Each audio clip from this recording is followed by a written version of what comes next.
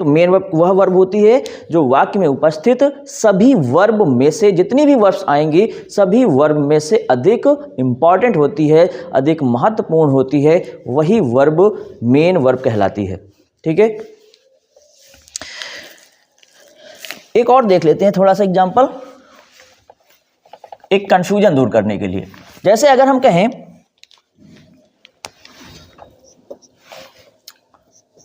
राम, पहले ही दिन भगवान का नाम लेने से अच्छा होता है ना, Ram went to market, Ram बाजार गया। और किस लिए गया यहाँ पे बताएंगे हम, टू बाई, खरीदने के लिए। क्या खरीदने, आ बुक, एक किताब खरीदने के लिए गया। अब अगर इस वाक्य को हम ध्यान से पढ़ें, इसको थोड़ा सा हमने बढ़ा दिया है, तो यहाँ पर भी दो वर्ब हैं, Ram went to market to buy. तो यहाँ पर वेंट यानी जाने का काम हो रहा है एक, और दूसरा काम हो रहा है खरीदने का। ठीक है, कौन कौन से काम हुए, एक जाने का, दूसरा खरीदने का। अब आपको ये देखना है कि काम तो दोनों हो रहे हैं और दोनों काम एक ही आदमी कर रहा है। राम ही जा रहा है मार्केट और राम ही किताब खरीदेगा जा करके वहां। ठीक, तो काम एक ही व्यक्ति दो काम कर रहा है।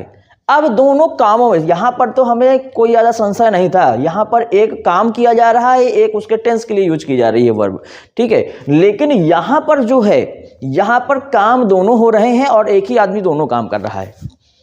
तो यहां पर कंफ्यूजन दूर करने के लिए क्या करना है आपको, मेन वर्ब पहचानने के लिए, अगर कोई भी वर्ब किसी भी वाक्य में एक से अधिक वर्ब दी जा रही हैं और दोनों ही एक्शन वर्ब हो, एक्शन वर्ब का मतलब दोनों ही काम कर रही हो, तो ऐसी कंडीशन में आपको यह देखना है कि इस सेंटेंस में कौन सी वर्ब के बारे में बताया जाना चाहता है वक्ता। कोई जो सेंटेंस बोल रहा है, अगर कोई वाक्य किसी के द्वारा कहा जा रहा है, तो वो कहने वाला आपको कौन सी वर्ब के बारे में मेन बात बताना चाहता है, यानी मेन कौन सी वर्ब के बारे में आपको बताना चाहता है। जो मेन बात होगी वही मेन वर्ब हो जाएगी। जैसे यहां पर दो बातें हैं, एक बात है मार्केट जाना और दूसरी बात है किताब खरीदना। ठीक है, तो एक काम क्या हुआ मार्केट जाने का, एक बात बताई गई कि राम मार्केट गया, और दूसरी बात इसी में बताई गई है आपको कि उसने वहां पर किताब खरीदी। ठीक है, तो यहां पर दो काम किए जा रहे हैं और दोनों काम में से बताने वाला व्यक्ति जो है वो ये बताना चाहता है कि राम बाजार गया, फिर उसमें ऐड करके वो बता रहा है कि जो बाजार गया वो इसलिए गया क्योंकि उसे किताब खरीदनी थी।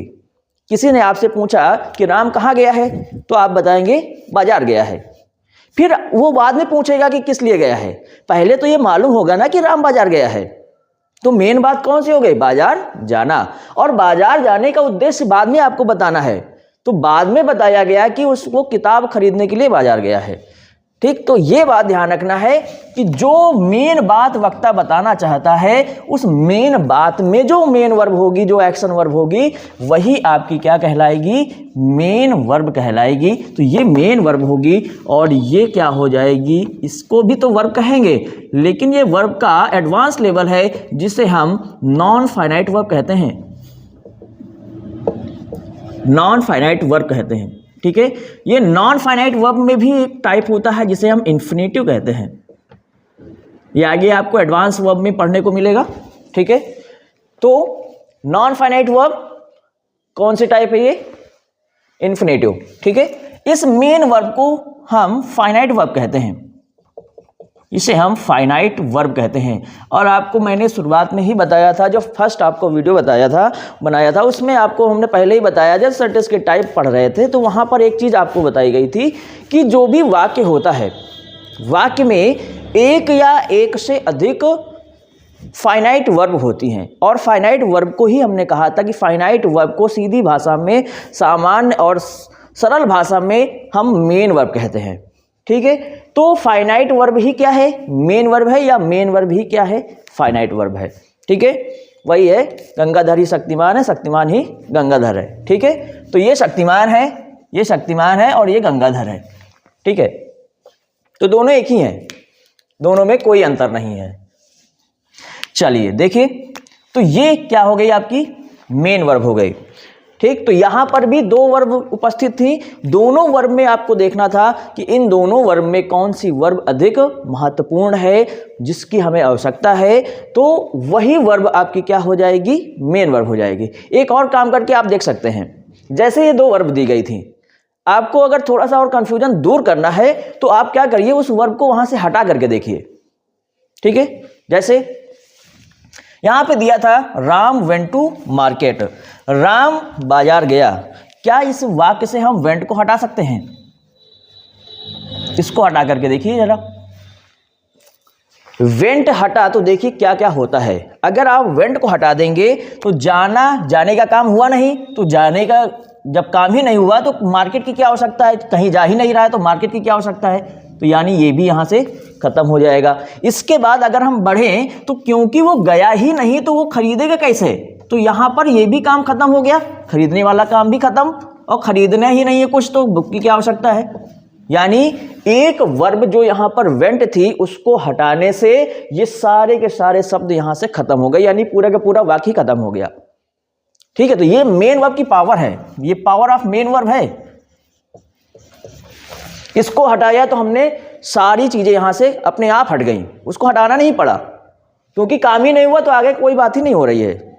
ठीक, तो ये आपकी इसीलिए मेन वर्ब है। इसको हटा करके देखिए जरा, हमने टू बाई को हटा दिया।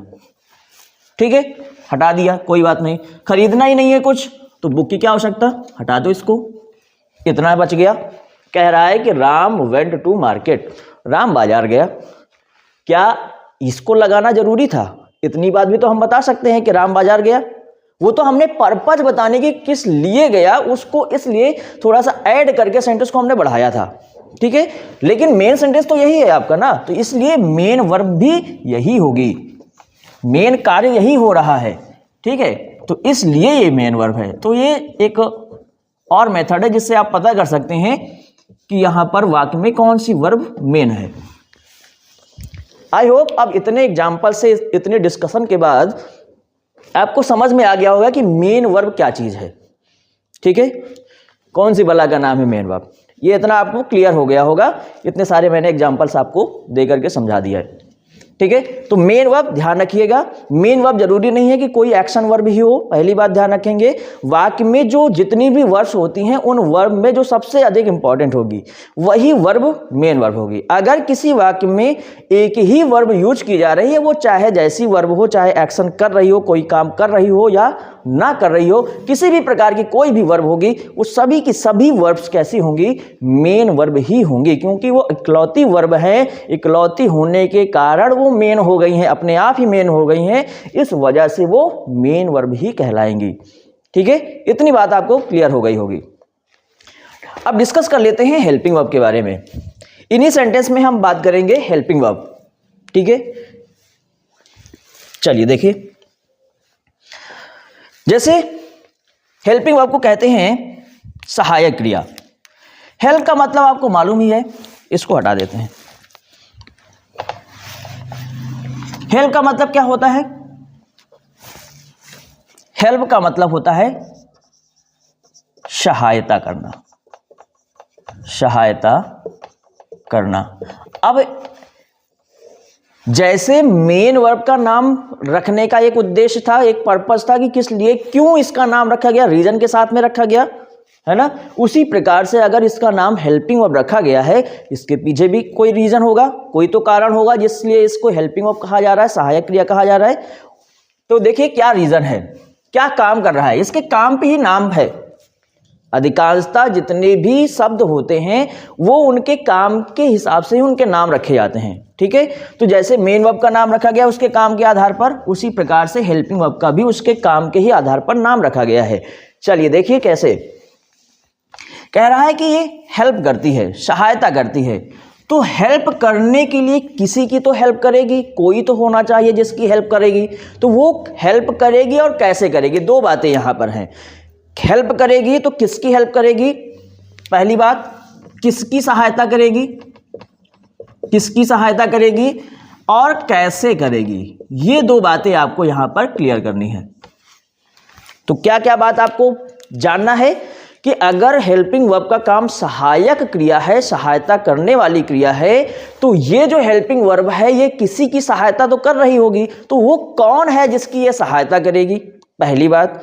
दूसरी बात, अगर किसी की ये सहायता कर रही है तो किस प्रकार से उसकी सहायता कर रही है, कैसे उसकी सहायता कर रही है, कैसे वो सहायक बनेगी। चलिए देखिए, तो यहां पर जैसे फिर से हम एक एग्जांपल लेते हैं, यही एग्जांपल उठा लीजिए, यहाँ पे जो नीचे हमने लिखा था इसी को ले लीजिए। जैसे यहाँ पे कह रहा है कि राम हैज बीटन हिम, ठीक है, राम हैज बीटन हिम, ये एक वाक्य है। इस वाक्य को हमने पहले भी समझा है, जिसमें आपने बताया था कि ये वर्ब है और ये भी क्या है, वर्ब है। तो इस वर्ब को हमने जान लिया है कि ये कैसी वर्ब है, ये मेन वर्ब है, ये तो मेन वर्ब है, ये तो हमको अब पूरी तरह से क्लियर है कि ये मेन वर्ब ही है। अब अगर इसकी हम बात करें तो जनरली आपको मालूम तो होगा ही कि इसे हम हेल्पिंग वर्ब कहेंगे, ये हेल्पिंग वर्ब होगी, ठीक है। अब इन दो प्रश्नों का उत्तर हमको चाहिए, क्या क्या, किसकी सहायता, कैसे सहायता। चलिए देखिए, तो यहां पर जो ये हैज वर्ब है ये सहायता कर रही है किसकी, मेन वर्ब की।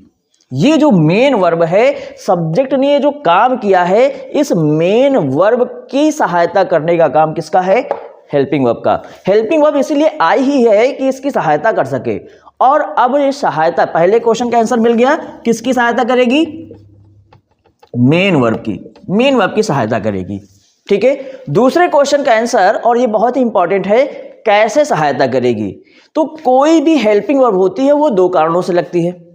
कौन कौन से दो कारण है, एक कारण होता है जो वाक्य यानी होता है सेंटेंस जो होता है, उस सेंटेंस का एक तो टेंस डिसाइड करता है, ठीक है, और उस सेंटेंस का टेंस का मतलब हो जाता है समय, यानी इसको हम अगर टेंस की जगह पर टाइम कह दें। और सिचुएशन, यानी कोई कार्य किस सिचुएशन में है, किस स्थिति में है,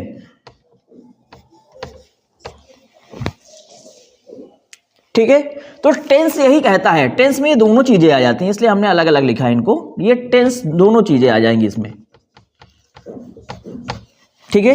तो टेंस के अकॉर्डिंग, और दूसरी जो स्थिति है वो है सब्जेक्ट, सब्जेक्ट डिसाइडर है। पहले तो डिसाइड करेगा टेंस और फिर उसके बाद डिसाइड कौन करेगा, सब्जेक्ट, ठीक। तो जो भी हेल्पिंग वर्ब होती है वो मेन वर्ब की सहायता किस प्रकार से करती है। पहली बात तो ये लगती कैसे है, ये टेंस के आधार पर लगती है, क्योंकि जब आप किसी वर्ब को लगा देते हो तभी आप जान पाते हो कि ये किस टेंस की वर्ब है।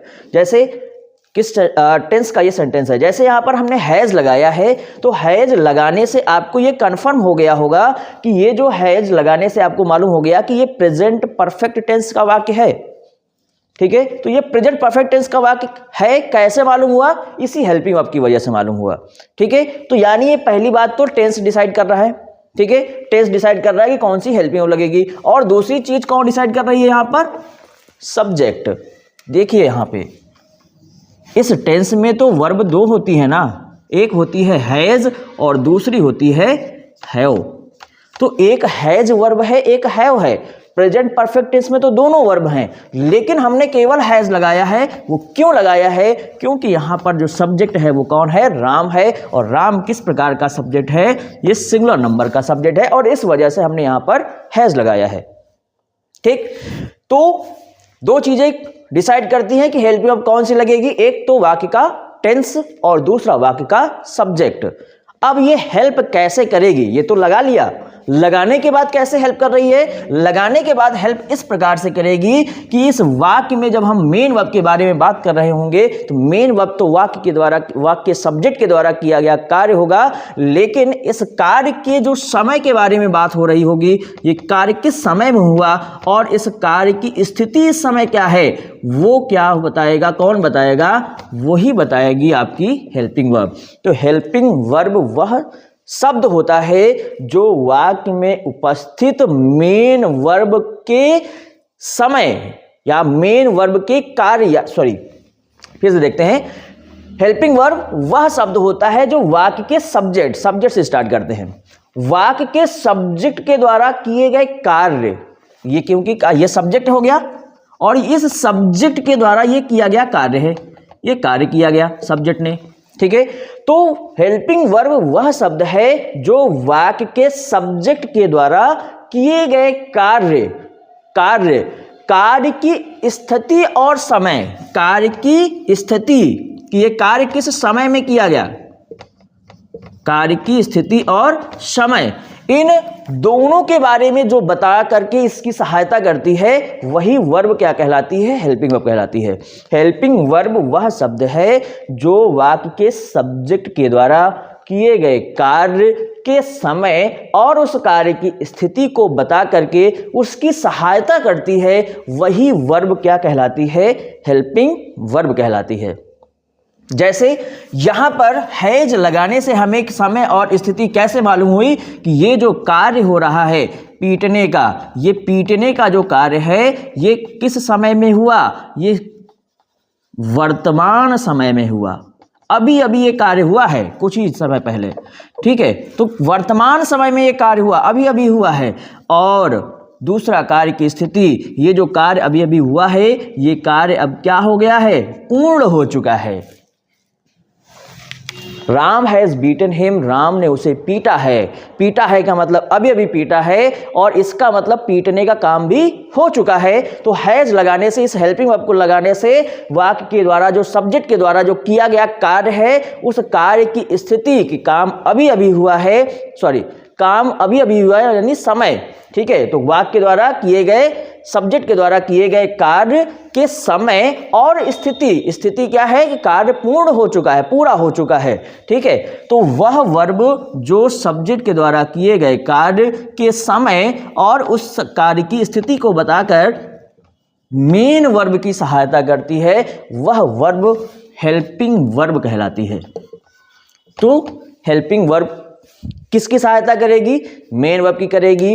कैसे करेगी, उसके द्वारा जो कार्य किया गया है उस कार्य के समय और उस कार्य की स्थिति को बता करके उसकी सहायता करती है, ठीक है। जब तक आप ये नहीं लगाएंगे तब तक डिसाइड ही नहीं होगा कि आपको इस वर्ब को, ये जो कार्य हो रहा है इसको किस रूप में यूज करना है। तो जब हैज़ लगा दोगे तभी तो आप बीट के आगे ईएन लगाओगे, यानी इसे थर्ड फॉर्म के रूप में यूज करोगे। तो यही तो डिसाइड कर रहा है कि ये जो मेन वर्ब है ये किस फॉर्म में आप यूज कर रहे हो, ठीक है। तो ये फॉर्म और ये हेल्पिंग वर्ब यही मिलकर के बता रहे हैं कि ये कार्य जो हुआ है ये अभी अभी हुआ है, वर्तमान समय में हुआ है, और ये जो कार्य हुआ है वर्तमान समय में ये अब पूर्ण हो चुका है, पूरा हो चुका है, समाप्त हो चुका है, ठीक है। तो ये काम किसका है, हेल्पिंग वर्ब का है, ठीक है। तो इतनी बातों से आपको ये क्लियर हो गया होगा कि वास्तव में हेल्पिंग वर्ब का नाम हेल्पिंग वर्ब क्यों है और मेन वर्ब का नाम मेन वर्ब क्यों है, और ये किस प्रकार से वाक्य में फंक्शन करते हैं दोनों, ठीक है। और इनका नाम ये क्यों पड़ा है ये भी आपको क्लियर हो गया होगा, ठीक है। तो ये तो बात हो गई यहाँ पर वर्ब की, जिसमें से हमने केवल अभी दो ही वर्ब के बारे में बात करी है, वो है एक हेल्पिंग वर्ब और मेन वर्ब। क्योंकि हम प्रेडिकेट के पार्ट्स के बारे में बात कर रहे हैं, स्ट्रक्चर के बारे में बात कर रहे हैं, तो हम अभी यहाँ पर केवल दो ही प्रकार की वर्ब के बारे में बात करेंगे। अब आगे जो नेक्स्ट वीडियो है, प्रेडिकेट के जो नेक्स्ट पार्ट्स हैं उनके बारे में बात होगी।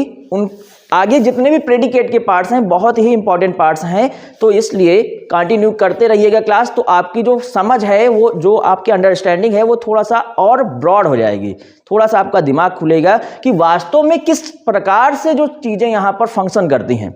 सेंटेंस में अगर हम कोई चीज़ लगा रहे हैं तो किस कारण से लगा रहे हैं, क्यों लगा रहे हैं, अगर वो लग रहा है तो इसमें फंक्शन क्या है, उसका काम क्या है, इस स्ट्रक्चर में ये क्यों लगाया गया है। तो ये सारी चीज़ें आपको इन चीज़ों के द्वारा इस प्रकार से क्लियर होती जाएंगी, ठीक है। तो आज के लिए इतना ही, मिलते हैं आपको नेक्स्ट वीडियो में, तब तक के लिए जय हिंद।